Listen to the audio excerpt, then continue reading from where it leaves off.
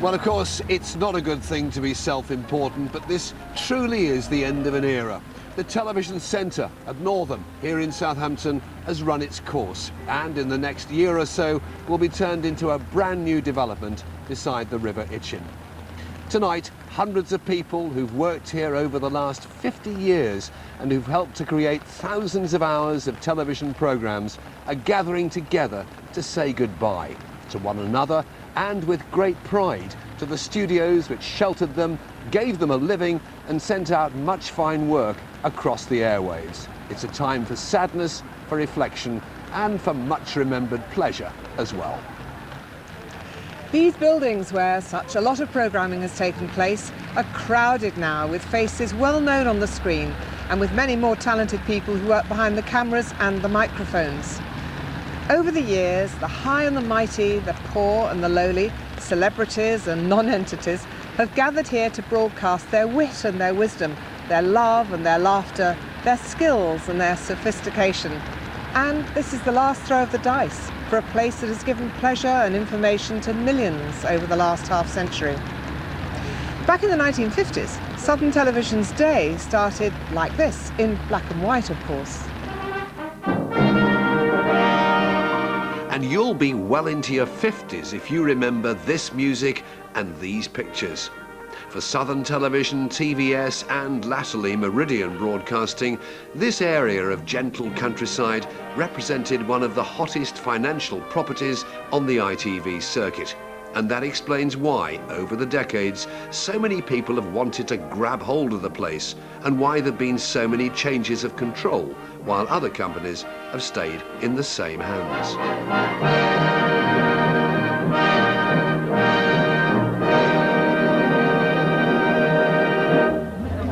Well, before Southern began to broadcast from here on August the 30th, 1958, a day I can recall quite vividly, this in fact was the site of one of the South's largest cinemas, the Plaza. Films that had shown there lately included Lucky Jim, Private's Progress and Ice Cold in Alex. And those days are remembered by 88-year-old Phyllis West, who sold chocolates and sweets in the 1930s. The manager then was Arthur Fort, and his brother at that time was Reginald Fort, the big cinema organist. He was very well known. And his brother heard that I sang at different times, and he said, would I be afraid to come on the stage when his brother was there to play in the interludes. It was a special time, and so I said, no, I wouldn't mind at all. So that's when I went on the stage and sang I Love You Truly. And that night everybody flocked to the Plaza to hear me sing. I love you truly, truly, dear, life with its sorrows, life with its tears, fades into darkness when I feel you near. For I love you truly, truly, dear. Well done.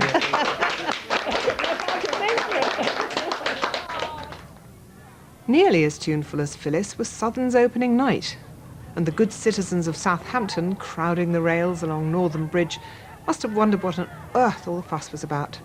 Dignitaries arrived in their self-important limousines, while in what had once been the auditorium of the Plaza, where Phyllis sang her song, stars like Gracie Fields, Anne Shelton, Frankie Vaughan, Eunice Stubbs, Diana Dawes, Charlie Drake and Lionel Blair rehearsed the routines for a show called Southern Rhapsody, the first of tens of thousands of programmes which the company would broadcast in the next 23 years.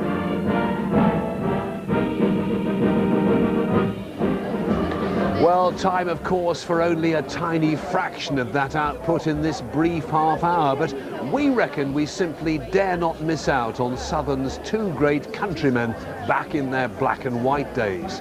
Ollie Kite and Jack Hargreaves were both mighty broadcasters with very individual styles.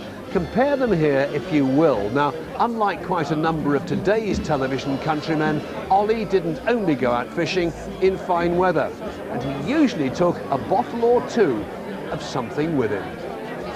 It's my custom on opening day to pour a libation into the river I intend to fish. And on this occasion I got hold of some of that famous Welsh cider they call scrumpo. And very, very bitter acid stuff it was, so much so that I thought we'd give the river a very generous libation indeed. I didn't covet it for myself on this wicked day. Well, by the time I was ready to start fishing, there came a dramatic change in the weather. I say dramatic because the temperature dropped absolutely suddenly by no less than 18 degrees. And as you can see, quite a blizzard began to get up. It snowed quite steadily, and it continued to do so all through the morning. Needless to say, this had an adverse effect on our sport. Most of the other rods gave it up. They were either satisfied with what they'd caught already and they went home, or else they sought shelter in their cars. I carried on fishing, and a fat lot of good it did me. I'm Jack Hargreaves, and this is my dog Bess. We live right in the country. Why don't you come and visit us?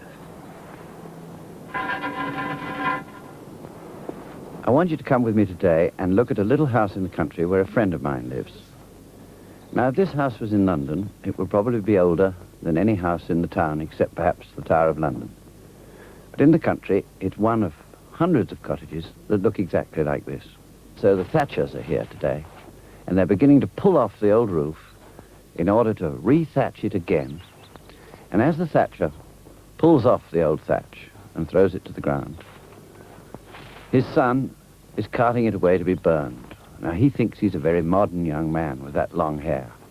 But the interesting thing is that his hairdo is probably exactly the same as the Elizabethan boy who first did this job for his dad when this house was first re-thatched. Soon, of course, the old Plaza Cinema was pulled down and replaced by this state-of-the-art building, which began broadcasting in colour on December the 13th, 1969. Impossible, really, to choose a colour programme from the southern years to represent the thousands produced, but we've had to do it, and a plump for John Pertwee, Eunice Stubbs and Wurzel Gummidge. Here's their wonderfully choreographed and colourful attempt at a wedding.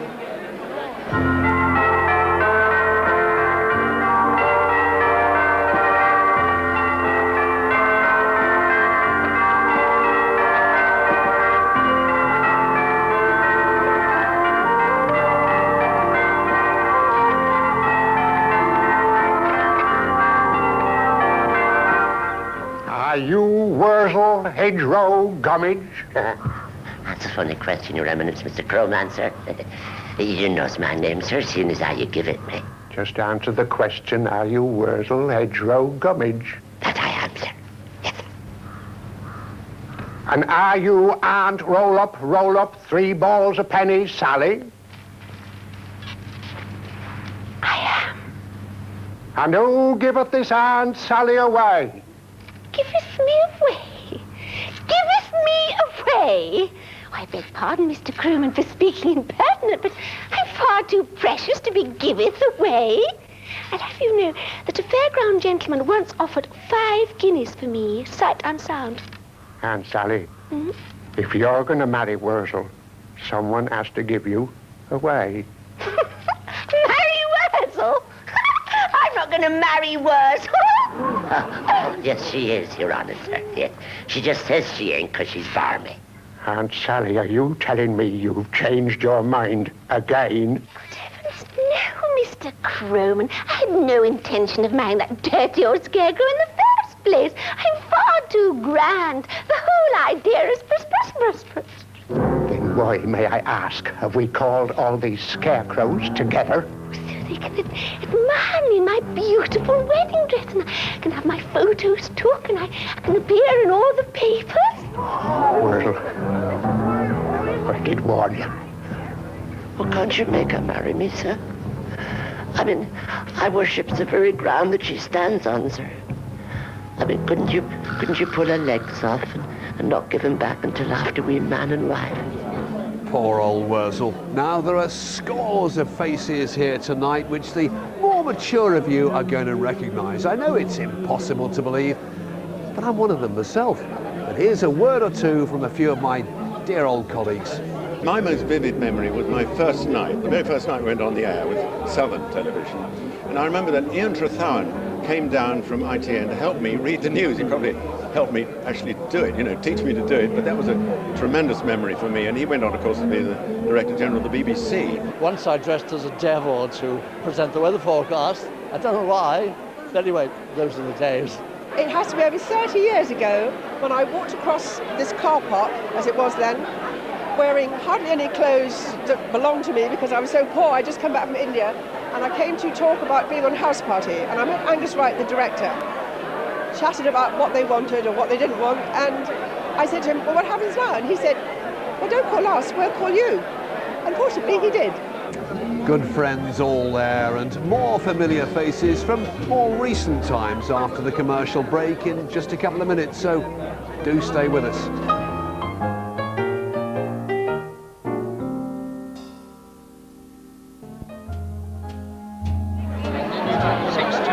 Welcome back to our goodbye party, which, as you can see and probably hear, is in full swing. Before we go to the TVS and Meridian years, let's have a look at some of the famous faces and their 2 decades on the bridge. What I want to thank TVS for was they got me my director's ticket, and that's been a godsend. I was director of programmes, and what I do remember was whenever I interviewed anybody for a job, I used to ask, do you like sailing and do you like riding? And they used to be effusive and say, yes, I love sailing, and I didn't give them the job. It's the setting that I've always loved, because there's always something happening on the water. And the funny thing is that I live very near where the River Itchen rises, so there's always been something rather neat about coming down to where the river meets the sea. I remember coming to this studio as a sixth form student, pink hair, blue trousers, white brothel creepers, and I'd come in to speak to Fred Dinage and tell him all about our pellets. My best memory, I think, of all was doing Glamorous Grandmothers at Bognor, and walking on, first time I'd used a radio mic. And as I walked on, a little lady sitting at a table suddenly said, oh, you've got a cotton hanging down, and pulled the aerial off. Well, TVS took over the reins here on January the 1st, 1982. Hopeless, of course, to try to give more than just the faintest flavour of their 10 years in charge, but they had a good crack at that hardest of all the television disciplines, comedy. First of all, here with the sitcom, That's Love. Our figures show that the most popular cover story that girls currently use is, funnily enough, a very old one. The Tarts Stand By. The Tarts Stand By? What's that, Beryl? Oh, it was used by every whore in 19th century French literature. I have only had 2 lovers before you, my darling. There was the brute who took away my honor one night when I was drunk, and the young boy who was my first true love. And Kelly's Eye with Matthew Kelly, here on a first date. It was a dreadful party, wasn't it? So many short men. I can't stand short men. I only go for tall ones. Promising. Tall, slim men with wavy hair. Very promising. What do you do for a living? I'm a nurse. What do you do? Oh, I'm an actor. Oh. Mention going for a lap and I'm dead. Your secret's safe with me, Matthew. TVS also made a good bunch of films and dramas over the years, some for the cinema and some for television. Here's just a taste of the talent they paraded on your screens. In a fictional future, rules of engagement took us to a south coast town where war clouds were gathering. In hard rock terms, I suspect we're at 0 minus 3. And 0, for those who remember the exercise, is when the Americans went nuclear.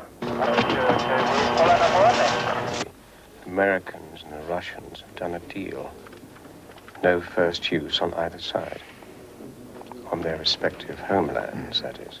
They're agreeing that if we have to go nuclear, we go nuclear in Europe. We've just become the killing zone. And no case was too tough for the all-women detective agency, Cat's Eyes. Especially when a friend is shot. You're dirt. You're an animal. A friend of mine is fighting for her life because she took a bullet meant for me. If it takes the rest of my career, I'll get them to slam you back inside and melt down the key. It's not straight thinking to put yourself at risk, but something that's not necessary. Tessa, it's necessary for me. At least, let us give you backup. No. If my man sees me go in mob-handed, he'll bottle out. So, your ingenious plan is to walk back in there, confront this professional opposition entirely on your own. Right. And in Murderers Among Us, concentration camp victim turned hunter of Nazi war criminals, Simon Wiesenthal, was played by Ben Kingsley. I keep hearing a figure. It looks like 6 million. 6 million.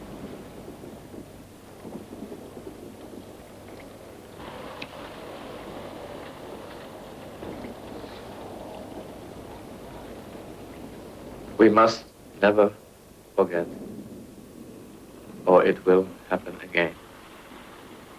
That's all. Well, of course, the difficulty about trying to cram nearly 50 years of broadcasting into one short half hour is that you can't do it, but we've got to try. So then, now on to Meridian's turn at the helm, which started on January the 1st, 1993. And what better way to begin than with some monkey business, shot at Monkey World in deepest Dorset, and now broadcasting its 8th series into more than 150 countries. A runaway success, if there ever was one. Just give him his vitamins. He likes this. Not a lot, but you could have it. Good. Now we'd have a look at your teeth, because there's the bottom premolar one on the left-hand side is the last one to come through the premolar. Yeah, it's just coming through now. And he's got the other 3 premolar ones, and there, just by my fingertip, is the 4th premolar. So you've got the 2 at the top, and the 1 at that side. It's very undignified, isn't it? There. You're a roughy-tufty chap, aren't you? Well, with Jill Cochrane as my partner on this programme, I dare not miss out on those country and coastal ways films which have covered the southern countryside so beautifully over the years. Here's Jill in finest voice as ever on the Sussex coast by Winchelsea. In this part of the South Country, it's good, if you can, to end with a poem by Rudyard Kipling, who once lived just along the coast from here at Rottingdean. This is a section from his poem Sussex, written in 1902. Though all the rest were all my share, with equal soul I'd see her 39 sisters fair, yet none more fair than she. Choose ye your need from Thames to Tweed, and I will choose instead such lands as lie twixt Rake and Rye, Black Down and Beachy Head. God gives all men all earth to love, but since man's heart is small, ordains for each one spot shall prove beloved over all. Each to his choice, and I rejoice, the lot has fallen to me, in a fair ground, yea, Sussex by the sea. Such a treat to spend so many hours out in the good fresh air. In the long-lost days of the BBC's That's Life, Esther Ranson went from researcher to primetime presenter in what seemed like a flash and made her name and her reputation. More recently, with a modest change of title to That's Esther, she switched channels and from these studios launched ITV's leading social action series. Here she is talking to Joan Collins about, what else? Sex.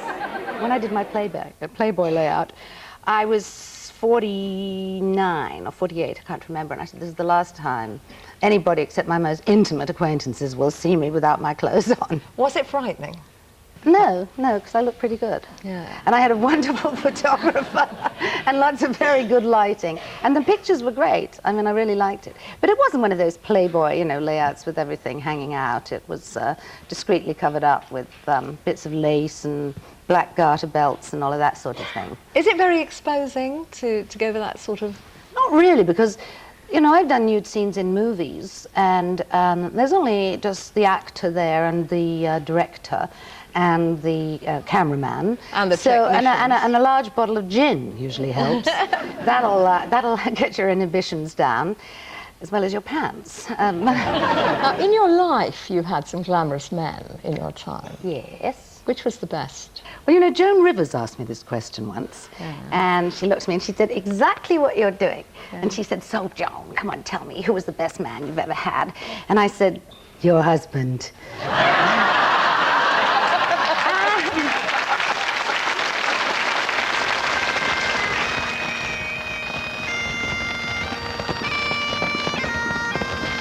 And as the rain pours down on this cold December night, it would be foolish to deny a sense of sadness about this ugly old building tumbling down in the next few months, and with it all its history of laughter and entertainment, of drama and documentary, of education and surprise.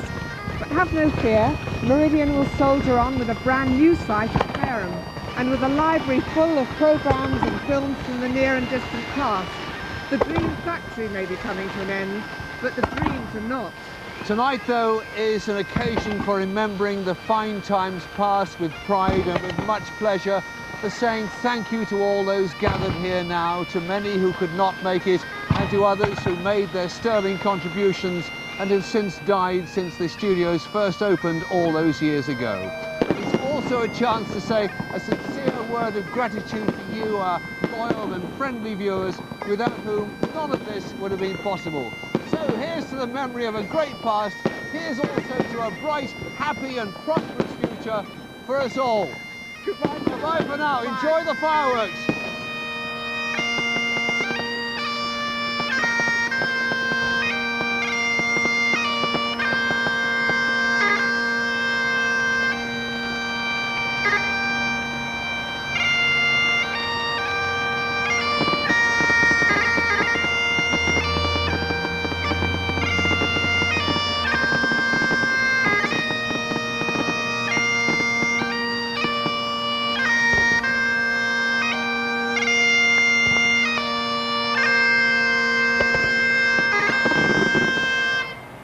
A DVD of the programme with many more memorable clips is available to buy for £12.